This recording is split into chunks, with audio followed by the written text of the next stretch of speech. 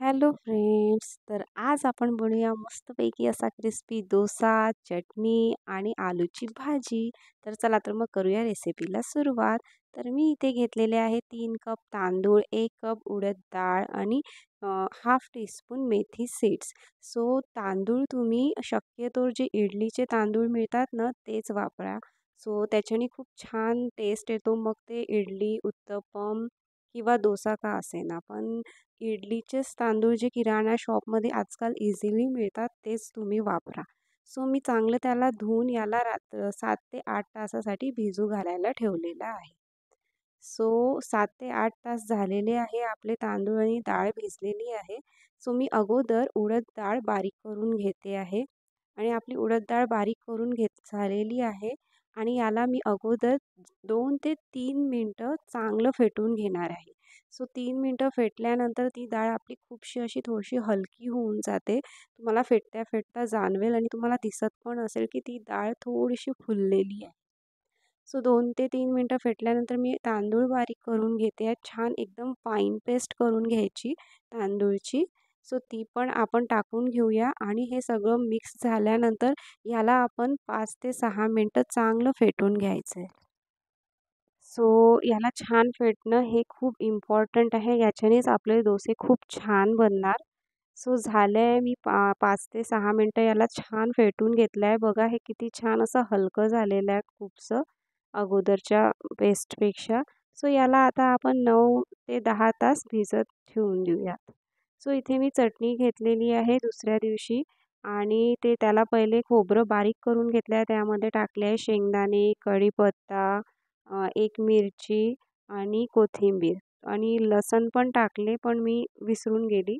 तर तुम्हाला इच्छा असेल तर तुम्ही लसूण पण टाकू शकता. त्यानंतर मी यामध्ये थोडंसं जिरं, मीठ आणि गूळ पावडर टाकून बारीक करून घेतलं आहे. सो इथे मी आता करते आहे आलूच्या भाजीची तयारी आणि आता आपण आपल्या चटणीला मोहरी आणि लाल मिरचीचा तडका दिला. सो इथे मी आलूची भाजीची तयारी करते आहे. 2 चम्मच मी घेतले आहे तेल आणि त्यामध्ये टाकून घेतलेली आहे मोहरी.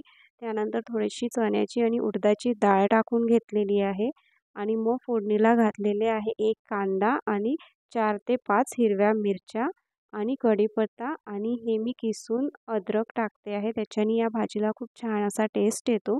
सो याला छान असं लालसर होऊ देऊया आणि तोपर्यंत त्या भाजीला शिजू देऊयात. सो इकडे आपण बघूया आपलं जे बॅटर जे आपण 8 ते 10 तास फर्मेंट करायला ठेवलेलं होतं. सो बघा किती छान फर्मेंट झालेलं आहे आणि खूप हलकं झालेलं आहे बॅटर कारण आपण त्याला छान असं फेटून घेतलं होतं रात्री. सो इथे मी मीठ आणि पाणी टाकून घेते आहे बॅटरमध्ये कारण बॅटर खूप घट्ट आहे. सो इकडे आपले कांदे झालेले आहे त्यामध्ये मी हळद आणि मीठ टाकून घेतलेलं आहे आणि मी त्या आलूंना हाताने मॅश करून त्यामध्ये टाकून घेते आहे. सो बस इकडे आपली भाजी शिजते आहे. याच्यात आपण थोडीशी कोथिंबीर टाकून त्याला 2 मिनटं शिजू देऊया आणि आपली भाजी ऑलमोस्ट झालेली आहे. सो चला तर मग आता घेऊया आपण डोसे करायला. इथे मी अगदी साधाच तवा घेते आहे, जो मी ज्यावर रोज पोळ्या करते. मी नेहमी यावरच करते. सो मी काय करते आहे, चारी बाजूनी मधात गॅस न ठेवता चारी बाजूनी तव्याला गरम करून घेते आहे 2 मिनटं. जेणेकरून आपल्या जे काठ आहे ते पण शिजावं डोस्याचे आणि सेम तसंच मी तेल आणि पाणी टाकून घेतलेलं आहे तव्यावर आणि याला छान असं स्प्रेड करायचं डोस्याला सॉरी.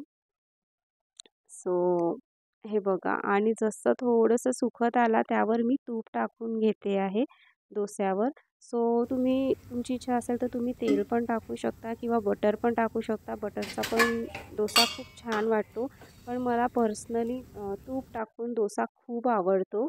सो बघा हे जे काठ आहे डोस्याचे हे आपोआप सुटतात. सो झालेला आहे आपला पहिला डोसा. तर आता आपण दुसरा पण डोसा सेम करून घेऊयात. सो तुमच्या इच्छेप्रमाणे तुम्ही जर वाटीनी तुम्हाला स्प्रेड करायचा असेल डोसा तर तुम्ही वाटीनी पण करू शकता. फक्त त्याचं जे बूड आहे ते प्लेन हवं वाटीचं जे सरफेस आहे त्याचं आणि त्यानंतर मी चमच्यानीच त्याला गोल करते कारण माझ्याकडे असं प्लेन सरफेसची वाटी नाही. सो तुम्ही आता पण या डोस्याला बघू शकत असाल ती काठा आपोआप सुटते आहे. सो यामध्ये आपण आलू टाकून घेऊयात आणि चला तर मग करूया आपले डोसे. हे बघा किती क्रिस्प झालेले आहेत. खूप छान वाटतात हे डोसे. नक्की करून बघा. मी काही असं खूप जास्त काही टाकलेलं पण नाही आहे. फक्त डाळ, तांदूळ आणि मेथी थोडीशी. सो बस आता या डोस्याला आपण कोन डोसा आय थिंक म्हणतात ते आपण करून घेऊयात. सो चला तर मग तुम्ही पण ही रेसिपी करून बघा आणि आपण भेटूया नेक्स्ट व्लॉगमध्ये. तोपर्यंत लाईक करा, शेअर करा, सबस्क्राईब करा चॅनलला. Thank you. बाय.